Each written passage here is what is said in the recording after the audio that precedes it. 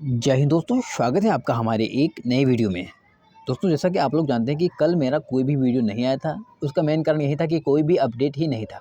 बहुत सारे छात्र चिंतित रहते हैं कि सर हमारे जो उनका अपडेट आएगा कैसे पता लगेगा, ठीक है? तो मैं आपको बता दूं, कोई भी इन्फॉर्मेशन कोई भी अपडेट आएगा तो हम रेगुलर साइट रेगुलर चेक करें। हर एक आरएससी चाहे जितनी भी आरएससी हो, जितनी 16 आरएससी ना, तो उसको हम दिन में 4-5 बार चेक करते हैं, ठीक है? तो ऐसा कोई टेंशन लेने की ज़रूरत नहीं है, हम सब पे नज़र बनाए रखते हैं। अच्छा, कुछ अपडेट 2 दिनों में निकल के आई हैं। जैसे एनटीपीसी में अभी एक नोटिस जारी हुआ है, उसमें ये बताया गया कि अब यहाँ पे कोई भी डीबी कंडक्ट नहीं होगी, जितना पैनल आना था सब कुछ आ गया।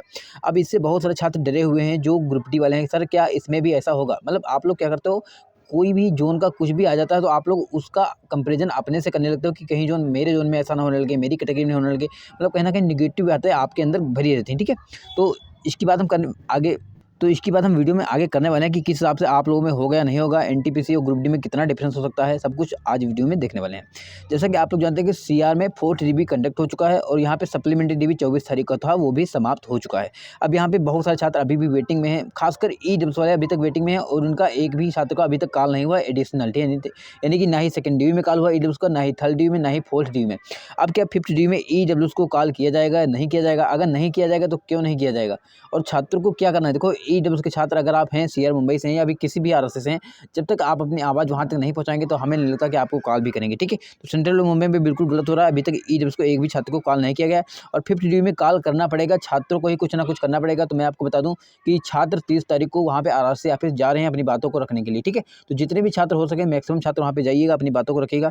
आगे क्या प्लानिंग है हम आगे वीडियो में आगे बात करने वाले हैं, ठीक है? मोटा-मोटा मैंने बता दिया। इसके बाद में आप लोगों को ये भी पता होगा कि काफ़ी दिन हो गए डब्ल्यूआर और एसआर यानी कि वेस्टर्न रेलवे मुंबई जोन और तुम्हारा एसआर यानी कि चेन्नई जोन, इसमें जो नेक्स्ट डीबी आने वाली थी यानी कि थर्ड डीबी अभी तक नहीं आई है। तो कौन सा काम ये आरआरसी कर रहे हैं? बहुत सारे छात्र कह रहे हैं सर सीसीए के बाहर करेंगे, नहीं करेंगे, ये काम हो रहा है, वो काम हो रहा है। तो वीडियो में हम ये भी बात करेंगे इनकी जो नेक्स्ट डीबी है वो कब तक आ सकती है, सीसीए को बाहर करेगा तो नोटिस कब तक आ जाएगा, क्या बाहर कर सकता है, नहीं कर सकता है, कितना चांस है कि ये आरआरसी सीसीए को बाहर करेंगे और एडिशनल छात्र को कॉल किया जाएगा, ठीक है? तो बारी बारी से हम सब कुछ देखने वाले हैं।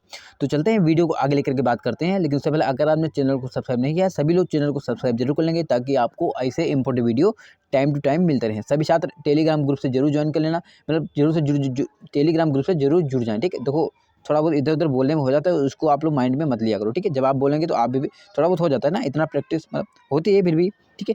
अच्छा, आप लोग देखेंगे टेलीग्राम का लिंक दिया होगा वीडियो के डिस्क्रिप्शन में, वहाँ पे सभी छात्र टेलीग्राम ग्रुप जरूर ज्वाइन कर लेना, क्योंकि कोई भी अपडेट, कोई भी नोटिफिकेशन कुछ भी आता है तो वहाँ पे सबसे पहले इन्फॉर्मेशन पहुँच जाती है, ठीक है? अब चलते हैं वीडियो को आगे लेकर के।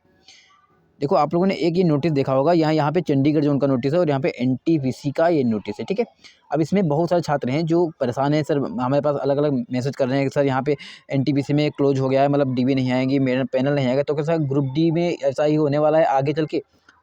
तो मैं आपको बता दूँ, पहली बात तो जितने भी आरआरसी हैं एनटीपीसी में, उसमें से ये चंडीगढ़ का आरआरबी का चंडीगढ़ का ये नोटिस है। किसका है? चंडीगढ़ का नोटिस है, ठीक है? तो ऐसा नहीं कि हर एक जितने भी ज़ोन हैं उस पे ये लागू होगा, ये सिर्फ़ चंडीगढ़ पे लागू होगा। इसमें क्या हुआ, जितने भी मतलब काफ़ी ज़्यादा डीबी कंडक्ट हुई, second dB, third dB, fourth dB, fifth dB करते-करते यहाँ पे 10 मतलब 10-12 डीबी तक एनटीपीसी में चली जाएगी, ठीक है? अब सारी डीबी कंडक्ट होने के बाद में यहाँ पे सारे जितना पैनल आना था, यानी कि जितनी वैकेंसी थी उतना यहाँ पे पैनल दे दिया गया है, ठीक है?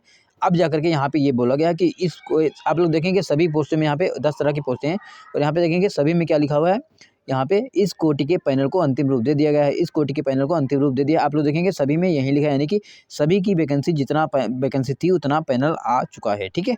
तो यहाँ से आप लोग कंप्लीट हो गया कि जिसका अगर जितनी वैकेंसीज हैं उतना अगर पैनल आ जाता है तो कहीं न कहीं वो कंप्लीट हो जाता है, ठीक है? लेकिन आप लोग बता दूँ कि ग्रुप डी में क्या होता है, ग्रुप डी में ये होता है कि रिप्लेसमेंट पैनल भी होता है, यानी कि पैनल तो दे दिया गया, मान के चलो ये तुम्हारी 10,000 वैकेंसीज हैं तो 10,000 का इन्होंने पैनल तो दे दिया, लेकिन पैनल से बहुत सारे छात्र जो ज्वाइन नहीं करते हैं, जो ज्वाइन करने के बाद रिजाइन करते हैं, किसी अन्य कारण से छात्र छोड़ते हैं, ठीक है? तो ये क्या होता है, ये होता है कि इसमें रिप्लेसमेंट डीबी भी आती है ग्रुप डी में, ठीक है? इसमें आती है या नहीं आती ये तो क्लियर करना पड़ेगा, हमें लगता है नहीं आती, ठीक है? फिलहाल में ग्रुप डी में ऐसा नहीं है, ग्रुप डी में रिप्लेसमेंट डीबी भी आती है जिसमें बहुत सारे छात्र ज्वाइन नहीं करते हैं, ज्वाइन करने के बाद छोड़ देते हैं वगैरह-वगैरह, ठीक है? तो ग्रुप डी और इसका मैटर बिल्कुल अलग है, यानी कि इसका तो क्लोज़ कर सकते हैं कि यार चलो पैनल आ गया, इसको क्लोज़ कर देते हैं।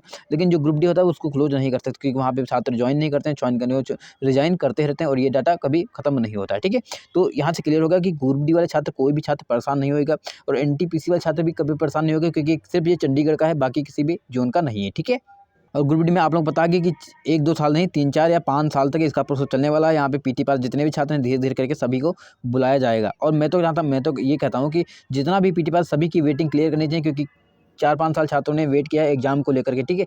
तो सभी की वेटिंग क्लियर करनी चाहिए। इसके लिए छात्रों का क्या कहना कमेंट बॉक्स में लिखिएगा, ठीक है। अब चलते हैं आगे, दूसरी बात कर लेते हैं। दूसरी बात हमारी ये थी कि सीआर मुंबई में, हाँ, सेंट्रल रेलवे मुंबई में क्या हुआ है, तुम्हारा 4th डीबी कंप्लीट हो चुका है और 5th डीबी की बारी है, ठीक है। अभी तक ईडब्ल्यूएस को कॉल नहीं हुआ है और एससी को भी अच्छे तरीके से कॉल नहीं हुआ है, ठीक है। तो ईडब्ल्यूएस के जितने भी छात्र हैं, आप लोग एक ग्रुप बना हुआ है, हमें पता है, ठीक है, बहुत सारे छात्र बनाए रखे हैं। और 30 तारीख यानी कि 30 जनवरी को छात्र जा रहे हैं आरआरसी में और वहाँ पे रखिए अपनी बात रखिए सर हमें अभी तक एक भी छात्र को कॉल नहीं हुआ है। 5th डीबी जो आएगी उसमें हमें कॉल करना चाहिए। और 5th डीबी आप लोग बता दूँ, फरवरी 20 या 25 के आसपास में आप लोगों को 5th डीबी देखने को मिल सकती है, क्योंकि यहाँ पे जो 4th डीबी है वो कंडक्ट हो चुका है और यहाँ पे सप्लीमेंट्री डीबी भी कंडक्ट हो चुका है। अब यहाँ पे क्या आएगा, कटा मार्क्स आएगा, फिर पैनल आएगा और फिर यहाँ पे कहीं ना कहीं नेक्स्ट डीबी आप लोगों को दिख जाएगी, ठीक है। हम बात करें तीसरे क्वेश्चन की, जिसको है WR और SR को कौन से काम में बिजी हैं। तो आप लोगों को सबसे पता होगा CCA 109th बैच का जो मुद्दा है वो आप लोग पता होगा कि बहुत से आरएससी हैं जिन्होंने बाद में बाहर किया है। और मैक्सिमम चांस है कि WR और तुम्हारा SR इन दोनों में CCA छात्र होंगे जिनको बाहर कर रहा है। देखो जहाँ तक मुझे पता लगा, जहाँ तक मेरी जानकारी है कि यहाँ पे CCA का नोटिस आने वाला रिजेक्शन का, ठीक है। तो अभी आपको वेट ही करना चाहिए। हमें लग रहा है जो यहाँ पे नेक्स्ट डीबी कहीं ना कहीं डिले हो रही, तो इसी कारण से डिले हो रही है क्योंकि यहाँ पे CCA 109th बैच के छात्रों को बाहर करना है और इसी वही काम में आरआरसी वाले बिजी हैं, जहाँ तक मुझे जानकारी मिली है, ठीक है। तो जो भी छात्र अभी थोड़े बहुत नंबर से रह चुके हैं, जिनका अभी तक नहीं हुआ है, चाहे वो SR से हो चाहे वो WR से हो, तो अभी उनको भी वेट करना चाहिए, ठीक है। अभी वेट करना चाहिए, नेक्स्ट डीबी आएगी तो उसमें अच्छे खासा छात्रों को मौका मिलेगा। उसके बाद में फिर एक डीबी आएगी, फिर एक डीबी आएगी और ये डीबी कभी खत्म नहीं होने वाली, ठीक है। खत्म मतलब जब तक ये नई वैकेंसी नहीं आ जाएंगी, तो नई वैकेंसी का पैनल नहीं आ जाएगा, ज्वाइन नहीं होने लगी, तब तक यहाँ पे चलने वाला है, ठीक है। इसके बाद आप लोग ये भी पता होगा कि यहाँ पे मतलब बहुत रिप्लेसमेंट डीबी भी आती है, बहुत सारे छात्र ज्वाइन नहीं करते हैं, ज्वाइन करने वाले रिजाइन कर देते हैं, तो वो सीटें भी आप लोगों को मिलने वाली है, ठीक है। अच्छा, एक चीज़ और है कि ईस्टर्न रेलवे कोलकाता वाले छात्र काफ़ी परेशान हो रहे हैं, सर हमारा क्या होगा, मतलब हमारे यहाँ तो भाई 2nd डीबी नहीं आया है। तो भाई ये आपका ऐसा जोन है कि उसको क्या बताएं, मतलब जहाँ पे 4th डीबी कंडक्ट हो रही है, 5th डीबी की बारी है, लेकिन ईस्टर्न रेलवे कोलकाता में वैकेंसी खाली होने के बाद में फिर भी यहाँ पे अभी तक 2nd डीबी भी कंडक्ट नहीं हुई है। तो ईस्टर्न रेलवे कोलकाता और हुबली जोन को हमें लग रहा है प्रोटेस्ट करना चाहिए। जिस हिसाब से आप लोग देखा ALP में बहुत सारे छात्र प्रोटेस्ट कर रहे हैं, तो आप लोगों को भी कहीं ना कहीं उसमें शामिल होना चाहिए और अपनी बातों को रखना चाहिए, क्योंकि बहुत ज़्यादा डिले हो गया है। हमें लग रहा है इनके लोगों की नीयत ख़राब है, हालाँकि देनी पड़ेगी, लेकिन कब देगी, मतलब अभी तक जो छात्र 0.01 से रह चुके हैं, 0.5 से रह चुके हैं, उनकी जॉइनिंग हो गई होती, लेकिन अभी तक उनकी डीबी ही कंडक्ट नहीं हुई है, ठीक है। तो कहीं न कहीं छात्रों के साथ ये गलत हो रहा है। इसके बारे में आपका क्या कहना है, कमेंट बॉक्स लिखिएगा। कोई भी सुझाव हो, कोई भी कमेंट हो तो आप लोग लिखिएगा, ठीक है। ऐसा नहीं आप लिखा करो, मैं आपकी कमेंट बहुत, मतलब जो आप लोग कमेंट करते हैं, ऐसा नहीं कि मैं उसको रीड नहीं करता, बहुत अच्छे से रीड करता हूँ और शाम के टाइम मैं अच्छे से उसको देखता हूँ, ठीक है।